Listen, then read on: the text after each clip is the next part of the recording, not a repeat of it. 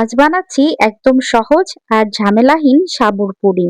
কোনো agar agar powder নয়, কোনো জেলাটিন নয়, মাত্র 3টি উপকরণেই তৈরি। খুব অল্প সময়েই সেট হয়ে যাবে পারফেক্ট সফট আর জুসি টেক্সচার নিয়ে।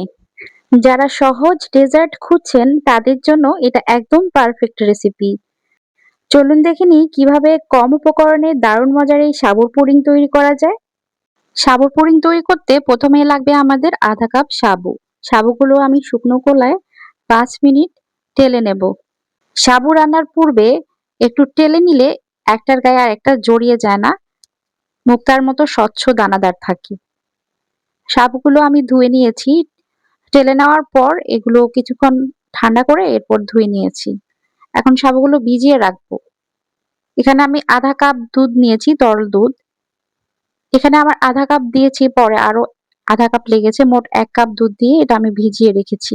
রান্নার পূর্বে যদি এভাবে ভিজিয়ে রাখা যায় তাহলে খুব দ্রুতই সিদ্ধ হয়ে যায়। এখন একই প্যানে আমি ক্যারামেলটা রেডি করে নেব। এখানে আমি 5 টেবিল চামচ চিনি নিয়েছি আর খুব সামান্য করে পানি দিয়ে দিচ্ছি। চুলার জাল মিডিয়াম হিটে আছে। এগুলো নেড়ে চেড়ে কালার করে নেব। একপাশে কালার হয়ে আসলে এটা অনবরত নেড়ে যেতে হবে আর চুলার জালটা একটু কমিয়ে দিতে হবে। আমি একটু পানি দিয়ে দিই সব সময়। এরকম সুন্দর একটা কালার ধরলে আমি কিন্তু গরম পানি দিয়ে দিই। গরম পানি দিয়ে এগুলো অল্প গরম পানি, এই ধরেন আধা কাপ মতো দিয়ে আবার একটু জাল করে সামান্য ঘন করে তারপর নামিয়ে নিই। মানে তরল লিকুইড অবস্থায় রাখি। একদম সেট করে ফেললে দেখা যায় চিনিটা গলানোর জন্য বা ক্যারামেলটা গলানোর জন্য ডেজার্টটা অনেকক্ষণ অপেক্ষা করতে হয়। প্রায় 1 দিন লেগে যায়। তো এভাবে তরল অবস্থায় যদি ক্যারামেলটা রেডি করা যায় তাহলে দেখা যায় যে এটা ঠান্ডা হওয়ার পরপরই কেটে নেওয়া যায়। তো আমি যে পাত্রে পুডিংটা বসাবো সেই পাত্রে কিন্তু ক্যারামেলটা ঢেলে দিচ্ছি। এটা একপাশে রেখে দেবো। এটা তো সেট হওয়ার কোনো ভয় নেই কারণ এটা তরল অবস্থায় আছে।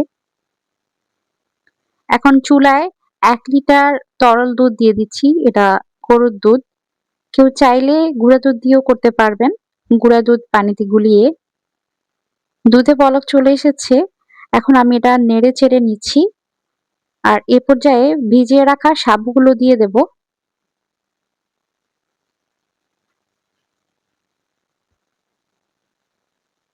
সাবুগুলো দিয়ে খুব দ্রুত নেড়ে দিতে হবে, নিচে বসে যেতে পারে নয়তো। আর এরকম অনবরত নেড়ে যেতে হবে। আর সাবুগুলো নেড়ে চেড়ে একদম ক্রিমি করে নিতে হবে। মিষ্টি খাবারে আমি একটু লবণ দিতে পছন্দ করি। এখানে আমি 1 চিমটি লবণ দিয়ে দিচ্ছি। আর চারপাশে যে সরগুলো লেগে থাকে এগুলো বারবার ক্লিন করে দেওয়ার চেষ্টা করবেন। এতে করে এটা অনেক ক্রিমি হয় আর টেস্টি হয়। সাবুগুলো কিন্তু আমার সিদ্ধ হয়ে গেছে। এ পর্যায়ে এসে আমি এখানে মিষ্টি এড করছি। এখানে আপনারা চাইলে কনডেন্স মিল্কও দিতে পারেন, তবে আমি চিনি দিচ্ছি। এখানে মোট 8 টেবিল চামচ হবে আমি চিনি দিয়েছি। সাবগুলো সিদ্ধ হওয়ার আগে চিনিটা দিতে যাবেন না, এতে করে এগুলো শক্ত হয়ে যাবে, সিদ্ধ হতে চাইবে না। আরেকটু টেস্টি করার জন্য এখানে বাদাম দিয়েছি আমি, তবে এটা অপশনাল।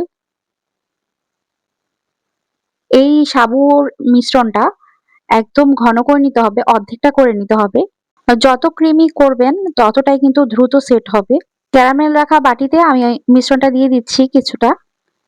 আর বাকিগুলো আমি পায়েস হিসেবে খেয়েছি।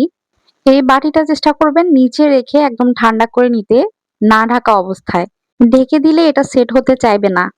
তো আমি এটা না ঢাকা অবস্থায় কিন্তু প্রথমে এরকম ঠান্ডা করে নিয়েছি। এরপর ফ্রিজে রেখেছিলাম। এটা ওভারনাইট ফ্রিজে ছিল। সকালে আমি আপনাদের এটা কেটে শেয়ার করছি।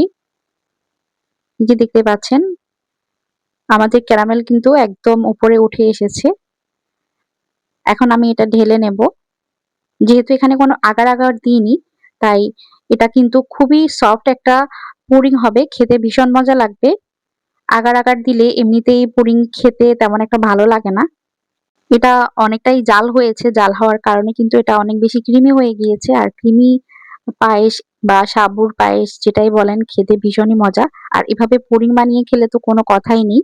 তো আমাদের আজকের রেসিপি কেমন লেগেছে অবশ্যই কমেন্ট করে জানাবেন। আর ভালো লাগলে একটা লাইক দিয়ে দিবেন। চ্যানেলটি সাবস্ক্রাইব করে পাশেই থাকবেন। এরকম নিত্য নতুন ভিডিও সবার আগে পেতে বেল আইকনটা অল এ করে সেট করে দেবেন। এতে করে আমাদের রেসিপিগুলো সবার আগে আপনার কাছে চলে যাবে। পুডিংটা কেটে শেয়ার করছি। দেখতে পাচ্ছেন কিরকম সফট আর বাউন্সি, দেখেই খেয়ে ফেলতে ইচ্ছে করছে না? খেতেও আলহামদুলিল্লাহ এরকমই মজা হয়েছিল। তো বাসায় নিঃসন্দেহে ট্রাই করতে পারেন। একদম নো ফেল একটা রেসিপি। ট্রাই করার অনুরোধ জানিয়ে এখানেই বিদায় নিচ্ছি। আবার দেখা হয়ে যাবে ইনশাল্লাহ পরবর্তী কোনো রেসিপিতে। ততক্ষণ পর্যন্ত সবাই অনেক বেশি ভালো থাকুন। আল্লাহ হাফেজ। আসসালামু আলাইকুম।